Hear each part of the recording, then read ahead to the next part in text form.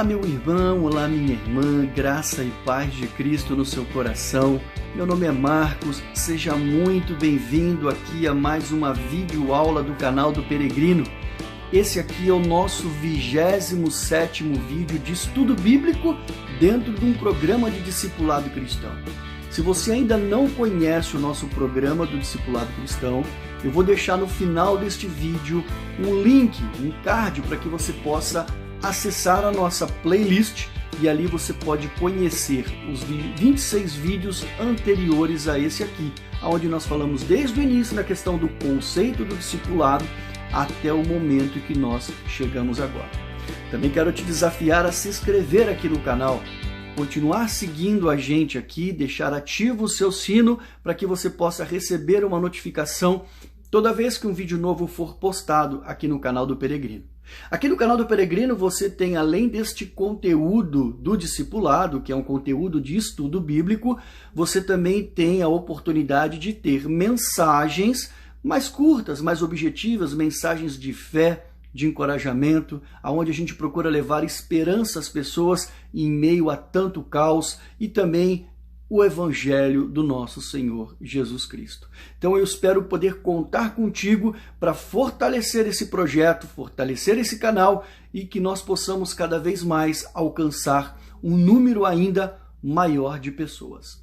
Hoje nós vamos estar falando aqui sobre os capítulos 17 ao 21 do livro de Levíticos e o tema em que nós vamos estar abordando é uma vida de santidade, a primeira parte, porque o próximo vídeo nós vamos concluir fazendo a segunda parte do capítulo 22 ao capítulo 27. Só que antes de começarmos então o nosso conteúdo, eu quero fazer contigo aqui uma oração, eu peço para que você me acompanhe, feche os seus olhos.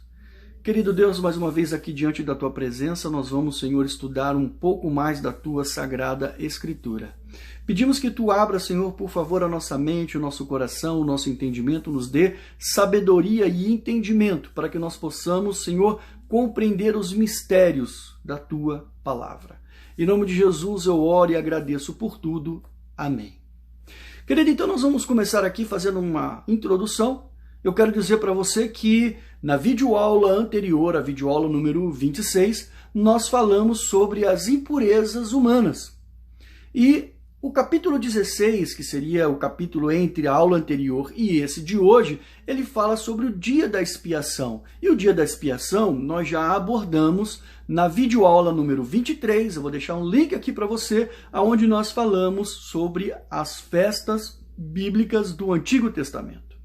Então, hoje eu quero começar aqui contigo falando sobre o capítulo 17. O capítulo 17 ele tem cujo título As Leis a Respeito do Derramamento de Sangue, aonde Deus começa dizendo a Moisés para que diga ao povo de Israel o seguinte: todo animal que porventura fosse morto fora do arraial, e esse animal daqueles que faziam parte da característica dos que poderiam ser ofertados em holocausto, como por exemplo o boi, o cordeiro, a cabra, e se porventura esse animal fosse morto fora do arraial e não fosse levado para ser ofertado ao Senhor, aquela pessoa que matou esse animal, ela receberia a culpa pelo derramamento de sangue daquele animal e também seria eliminado do povo de Israel. Nós percebemos que essa preocupação do Senhor em relação a esse tema, ela está bem definida no verso 7, onde nós vamos ver que isso servia para evitar que o sacrifício de animais fosse feito a outros deuses que não o Senhor. Bom, ficou também mantido aquilo que Deus já havia dito a Noé, lá em Gênesis, no capítulo 9, no verso 4, proibindo que fosse então comido ou bebido, fica aí ao seu entendimento, o sangue de um animal. Esse mesmo entendimento ele também é mantido na Nova Aliança, como a gente pode ver o que foi definido no Concílio de Jerusalém, no Atos, capítulo 15, no verso 20. Por quê? Porque o sangue ele representa a vida, e a vida ela só poderia ser utilizada para fazer a expiação pela vida do pecador, nos altares lá do tabernáculo naquela época. Bom, esses mandamentos eles também serviam não só para os judeus, como também para os não-judeus, aquelas pessoas que eram estrangeiros e que estavam morando com eles. Contrariar esse mandamento seria receber da parte de Deus um castigo e a sua ira. Lá no verso 10 a gente vai ver que Deus fala o seguinte: contra ele porei o meu rosto e o eliminarei do seu povo. O sangue de uma caça deveria ser derramado no chão e coberto com pó. Aquele que também viesse porventura a comer a carne de um animal que teve a sua morte natural ou até mesmo morto por um outro animal, ele ficaria impuro até o final da tarde. Como nós já vimos e falamos sobre isso quando nós conversamos sobre animais puros e animais impuros, 2 vídeos atrás, onde nós abordamos o tema do capítulo 11 do livro de Levíticos. Bom, e assim nós terminamos o capítulo 17. E eu quero agora então falar para você do capítulo 18. O capítulo 18, ele já muda completamente o assunto. E aí ele já vai para a questão das relações sexuais ilícitas. E nós vamos ver que é muito interessante esse capítulo, porque assim, é Deus colocando ordem na bagunça, é pondo um ponto final nas tradições, nos costumes que vinham vindo perpetuando pelos povos até aquele momento. Nós vamos ver que no verso 3, o objetivo de Deus era de fazer do povo de Israel um povo diferente, uma nação santa. Então ele deixa claro ao povo que ele não queria que eles continuassem fazendo aquilo que era feito lá no Egito e que também acontecia na terra de Canaã, terra para onde eles estavam indo. Deus também inclui nesse mesmo momento, além da questão das relações sexuais ilícitas, atos de paganismo, como por exemplo, onde as crianças eram oferecidas ao deus Moleque. E aqui eu quero fazer uma nota de rodapé, porque eu sou carioca e na tradição carioca é muito comum você chamar um menino de moleque. E as pessoas precisam entender que muitas das vezes, essa relação perigosa tem total direção à questão da origem da palavra moleque, que era um deus pagão do Antigo Testamento. Pois bem, vemos também que além de falar das relações heterossexuais que foram classificadas por Deus como ilícitas, Deus reforça aquilo que ele já havia dito a Moisés sobre a questão das relações homossexuais e a zoofilia. Para quem pensa que esse tipo de abominação eram novidades ou são novidades nos dias de hoje, nós vamos ver que Deus já disse que na época entre Adão e Noé, a terra se perdeu e que ele havia castigado a humanidade e toda a criação com o dilúvio por conta disso. Nos versos 25 e 28 nós vemos essa definição de Deus justificando toda a questão da perversidade humana e da questão dos problemas de ordem sexual. Esses mandamentos, ele também serviam não só para quem era judeu, mas para quem também estava morando ou vivendo na terra de Israel. O castigo mais brando que era aplicado, nós vamos ver que a pessoa era eliminada do povo. Agora, o mais severo, em alguns casos, como eu vou citar um pouco mais à frente, as pessoas eram levadas até a morte. A pena era a pena de morte. E, basicamente, as relações heterossexuais ilícitas, elas estavam relacionadas, em sua grande maioria, a relações envolvendo um grau de parentesco. Mas Deus também inclui aí algumas outras situações, como eu também falarei para vocês. Nós vamos, então, agora ver qual é essa relação dessas relações sexuais definidas por Deus como ilícita.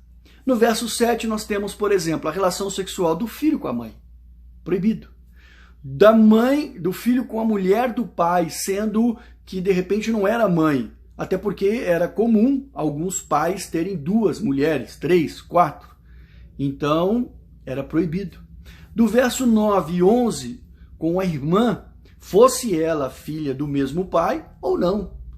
No verso 10, com a neta. No verso 12 e 13, com a tia de primeiro grau, sendo ela por parte de mãe ou por parte de pai. Ou até mesmo, como nós vamos ver no verso 14, com a esposa do tio, que também não deixa de ser sua tia. No verso 15, com a nora. No verso 16, com a cunhada. No verso 17, relações sexuais de um homem com a mãe e a filha. E nós vamos ver também que ficou determinado que não se poderia casar com a cunhada, ou seja, a irmã da esposa, enquanto a esposa fosse viva. E aí agora quero fazer um parênteses para você em relação à história de Jacó, que nós vimos que Jacó casou com duas irmãs, a Lia e a Raquel. É importante lembrar que Jacó viveu numa época totalmente anterior a esse momento em que nós estamos falando agora. E há que se considerar também que Jacó foi vítima da maracutaia, né, do mal, digamos, do mau caratismo do seu sogro, que também era seu tio, o Labão. Então, se você quer entender um pouco mais essa questão da história de Jacó, vai lá no livro de Gênesis, no capítulo 29, que ali você vai ver toda a narrativa. E Deus também reforça a questão das relações sexuais com a mulher menstruada, como nós já falamos sobre essa questão da impureza da mulher lá no livro de Levíticos, na videoaula anterior a essa. E sobre a questão da relação sexual com a mulher do próximo, infringindo aí a questão de um respeito com o teu próximo e ferindo, inclusive, a questão dos 10 mandamentos que nós vimos lá, onde Deus fala do relacionamento com Deus mesmo e relacionamento com o próximo. Muito bem. E muitas práticas que eles faziam em relação a esses atos sexuais, eles estavam inseridos na cultura, por uma questão até mesmo de costume, tradição, pois até no princípio, né, quando tudo surgiu, eles foram, né, orientados para que fossem um povo que crescesse e multiplicasse. Acontece que não da forma como eles estavam fazendo, né? A impressão que nós temos é que esses valores morais que Deus estava pontuando para eles, eles não respeitavam por uma questão até de hábito, prática cultural ou até mesmo sem vergonhice, né? Bom, enfim, nós observamos aqui que realmente o intuito de Deus era estar criando leis para reorganizar a nação de Israel como um povo de Deus, como uma nação santa, diferente de todas as nações ao redor do mundo. E dessa forma, a gente então termina o capítulo 18, falando exatamente sobre esse assunto. E no capítulo 19, nós vamos ver que existe aqui uma revisão, um resumo daquilo que nós já falamos lá no livro do Êxodo, do capítulo 20 ao 23, aonde são trazidos algumas leis ou diversas leis. Nós vamos ver que novamente começa com Deus fazendo um convite à santidade. Deus diz ao povo, né? Sejais santos, porque eu sou santo.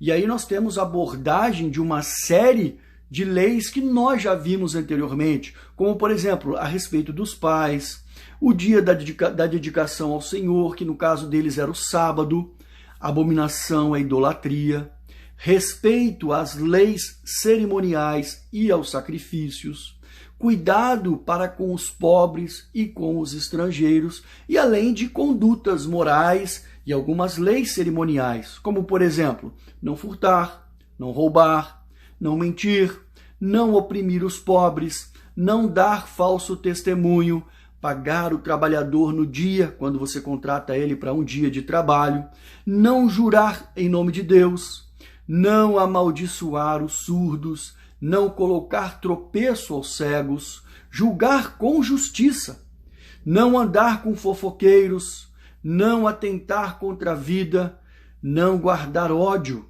não guardar ira, não desejar a vingança, zelar pela unidade, observar as leis da escravatura, não comer sangue, não fazer adivinhações e nem magia, não se voltar para os adivinhos e nem para os ocultistas, porque certamente eles seriam contaminados por essas pessoas. Pelos mortos, não façam cortes no corpo e nem pintem marcas nenhuma sobre vocês. E aqui eu quero abrir um parênteses para a palavra tatuagem. Muita gente pega isso daqui e traz a questão do pecado em relação às tatuagens. Lembrando que nesse tempo aqui, Deus estava querendo retirar do povo de Israel um costume egípcio, uma prática egípcia. E aí fica o teu entendimento em relação a esse assunto, tá certo?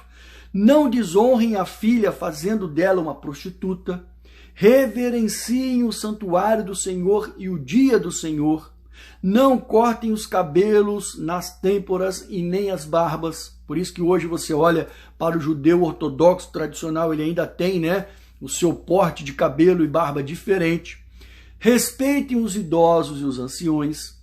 Não cometam injustiças ao julgar e nem ao medir as coisas. Regras de honestidade. E ainda nós temos nesse capítulo algumas orientações que Deus deixa, por exemplo, para a agricultura. Deus diz o seguinte: olha, quando chegarem na terra de Canaã e plantar uma árvore frutífera, não comam os frutos dessa árvore nos 3 primeiros anos. No 4º ano, todos os seus frutos deverão ser dedicados ao Senhor. E aí vocês só poderão comer a partir do 5º ano. Parece uma frescura, mas não é. Nós vamos ver que Deus é tão detalhista que ele deixa, inclusive, na Bíblia, uma explicação para isso. Esse era o tempo em que a terra tinha para amadurecer e aumentar a sua produtividade. E aí a gente vai ver que no capítulo 20 são aplicados, são trazidos os castigos para esses diversos pecados que nós comentamos no capítulo anterior. E nós vamos ver que essas penas, elas deveriam ser aplicadas também aos judeus e não judeus que morassem com o povo de Israel. Então nós vamos ver agora algumas penas para cada tipo de delito. Por exemplo, entregar o filho ao deus Moleque, morte por apedrejamento. Se porventura alguém visse e não fizesse nada, não comentasse, não dissesse, não impedisse, sofreria consequências da parte de Deus. Envolvimento com ocultistas ou adivinhos, feiticeiros. Os autores seriam mortos por apedrejamento e quem se envolveu seria eliminado por parte de Deus. Amaldiçoar os pais, pena de morte. Adultério, pena para os dois. Pena do quê? De morte. Filho que tivesse relações sexuais com a mulher do pai, pena de morte para os dois. Homem que tivesse relações sexuais com a nora, também pena de morte para os dois. Homem que tivesse relações sexuais com a mãe e a filha, mortos queimados. Quem? Os dois. Casar e ter relações sexuais com a irmã, seriam eliminados do povo. Relações com uma mulher menstruada, lembrando que nós já vimos isso, o cara seria eliminado do povo até ser feito o processo de purificação. Relações sexuais com a tia levariam sobre si o ato da iniquidade, tornando-se estéreis. E se tomar a mulher do irmão, também levaria sobre si o ato da iniquidade, se tornando estéril. Deus diz aí no caso que está dando Canaã ao povo de Israel exatamente porque se aborreceu com o povo de lá, por conta desse tipo de pecado. Então, quando a gente olha para essas orientações, o que Deus está querendo dizer para eles é o seguinte: sejam diferentes, porque eu estou fazendo com eles o que eu estou fazendo por conta disso. E nós vamos ver que fechamos aí esse capítulo 20 com os versos 7, 8 e 26, aonde diz: portanto, santificai-vos e sede santos, porque eu sou santo, o vosso Deus. Guardai os meus estatutos e cumpri-os, eu sou o Senhor que vos santifica. Serei para mim santos, porque eu, o Senhor, sou santo e vos separei dos povos para serdes meus. Por isso que nós cristãos temos que entender que hoje nós somos povo de Deus e por conta disso nós temos que ter uma vida de santidade. Muitas pessoas não entendem quando a gente fala que o cristão tem que ser diferente do mundo.